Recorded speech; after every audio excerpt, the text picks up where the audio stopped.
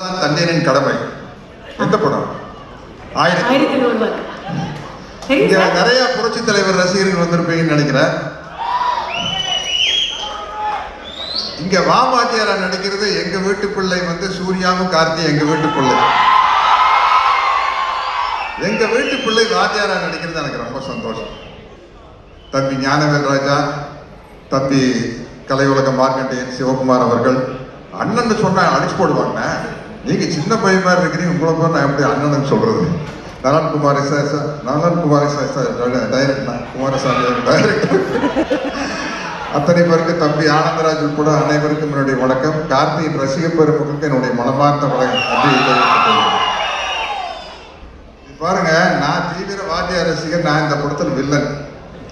தம்பி ஆனந்தராஜ் வாத்தியார் ரசிகராக நடிச்சுக்காரு. கேட்டார், நான் டைரக்டர்கிட்ட கேட்டு அதை ஓப்பன் பண்ணலான்னு சொல்லிட்டாரு. நீங்க தலைவர் ரசிகர் தானே ஆனந்தராஜ்? தம்பி இல்லைங்க, டெஸ்ட் இருக்கு, அது உட்கார முடியாது. பாருங்க சார், நான் சொல்ற டயலாக் எந்த படத்துலன்னு சொல்றேன்.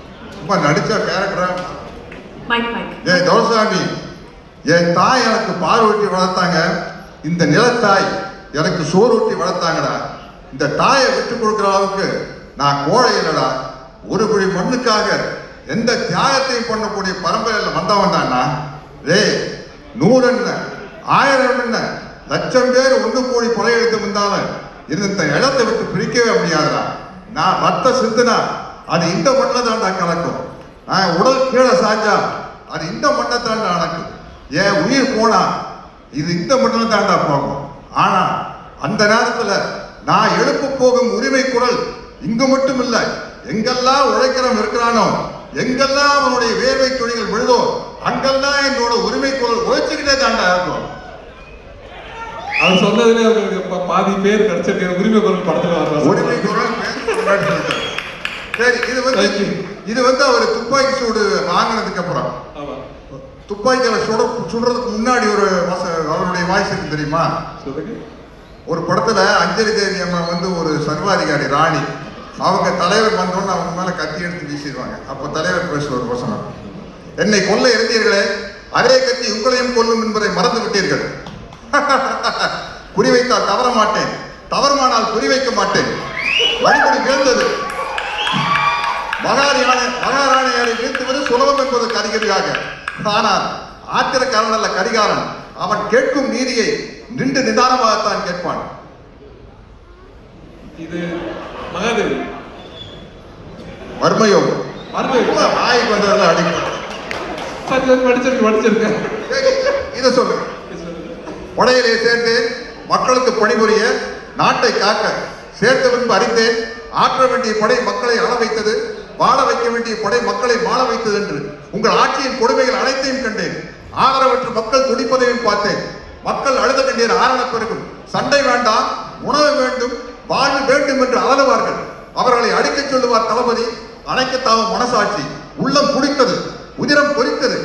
ஏன் இப்படி, எதற்காக, நடக்கலாமா, சரிதானா, இவைகளை எனக்குள் நானே கேட்டுக்கொண்டேன். ஒரே ஒரு முடிவுக்குத்தான் வந்தேன். மக்களிலே ஒருவன் தலைவனாகும் வரையில் மன்னராட்சியின் அக்கிரமங்களுக்கு முடிவே இருக்காது என்பதை அறிந்தேன். படையிலிருந்து விலகினேன், புரட்சி கூட்டத்திலே புகுந்தேன். புரட்சி என்று பயந்து விடாதீர்கள். இது ஆலயத்திற்கும் ஆயுத புரட்சி அல்ல. அதில் எங்களுக்கு நம்பிக்கையும் இல்லை. ஆனால் நாங்கள் தீயிடுவோம், தீமைக்கு கொள்ளையடிப்போம், மக்கள் உள்ளங்களை குவித்து வைத்து அனுபவிப்போம்.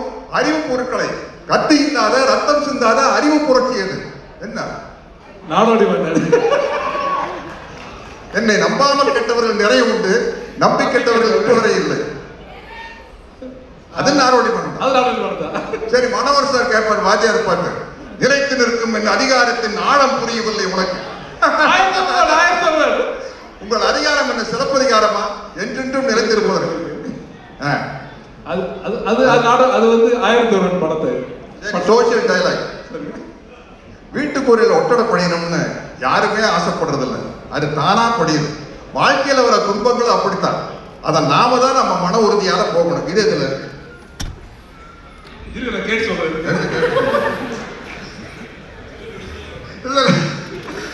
சந்திரவாரி ஓகே, பரவாயில்ல, முடிச்சு போங்க.